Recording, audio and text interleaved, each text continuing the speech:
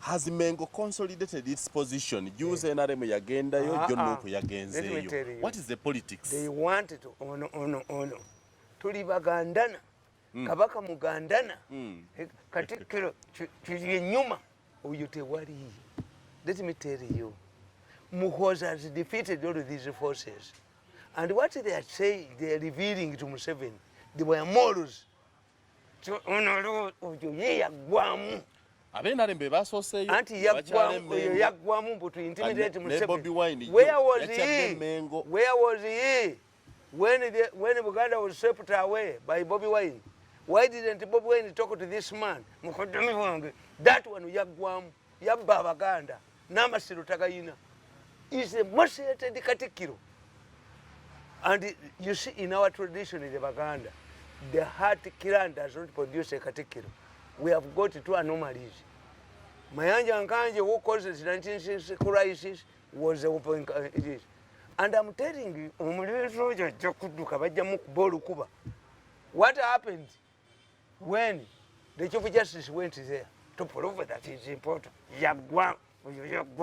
For Abaganda Chitumubanja Chirichimu, Abaganda took at kutusingidala. Neka baka ni waba we chikudeona akishomu kono. Mayeka never get a kabebe kusinje. Fete kutushinje. Ani atamuwa dakala. Ani atamuwa mmeri. Ani atamuwa bizire. Police buliyoga nti Abaganda tebamanyi byabufuzi. They are now concentrating their position. Buli pate kati egenda NRM yagenze okwegenda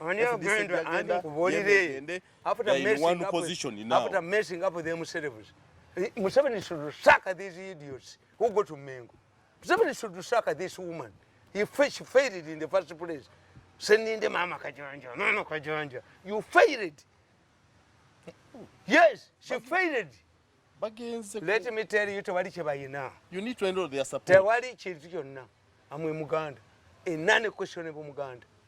Because if I'm yes, every day you are changing tribe. Baganda a nationality. By appointment. Yes. What tribe are you? Let me tell you, I'm Ugandan. If we want to question my Ugandanship, my grandfather benefited from the minor land. Did you get him in Rwanda benefiting from minor land? No. Tata wafia tulekera yika lusampu munkaga. That's when I hear people talking about land. I laugh. And we are not many. By the time my father died, nze ndi mwana wa 11. And you say you are not many? Never afa. Anti bafa. HIV abatta. I wish Museveni had come earlier. Nzamwe resistance. Kwa mwanga nakugamba nti ffe bwe tuzaala omwana tuddira omulandira ogukuba abantu tetukujjamu akatini tukamuteeka mu buti obuli mu kyogero nze byennina tobizanyira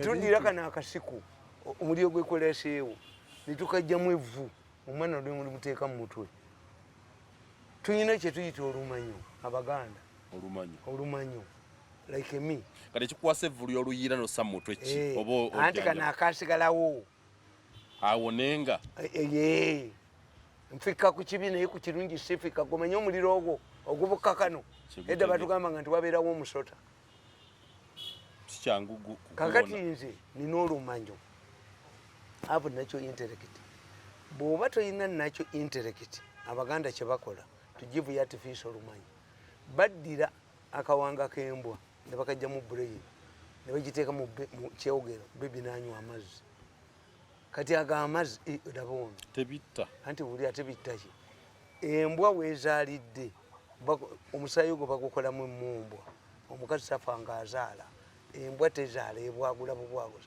walabeka embwa efa nga ezaala ente zifa embuzi zifa negirabako ewange omutwe gw'embuzi negufuluma negaana nefa nga ezaala embwa tefa nga ezaala. And he's not attended it too. Kakati nkuvunya nkugamba. Tuli Mengo. Mengo's position mu politics wa Uganda. You should be. Tuyina Abaganda tuyita byebikiro. Put the missions.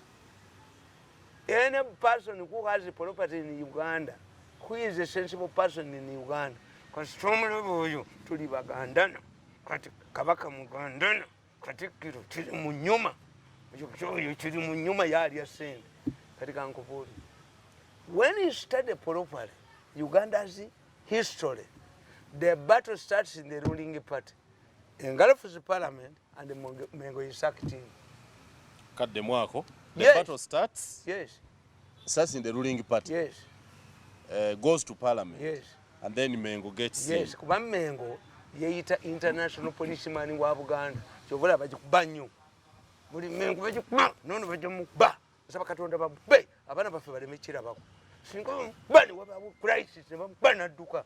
Bana kuchozi noko bagalo kulia sense. Ndio kabaka naduka. I'll be the happiest person. Let me give you an example. In 1966, the battle started in UPC. Why? Obote did not fear the Kakonge. Obote feared the Kakonge. Kakonge was the first Secretary General of UPC. Had a master's in economics from India. It was a powerful qualification. At that time. I don't know how many people had masters or even BA. At that time. At that time. Kati Obote namulimba. Namuganga nga Secretary General tokambasiga support.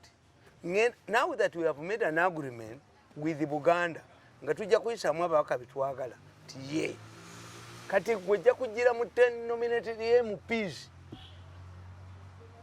Kakonge devoted his time and his resources campaigning. He went during this 1962 elections. Kakonge entered a hut in Western Nile.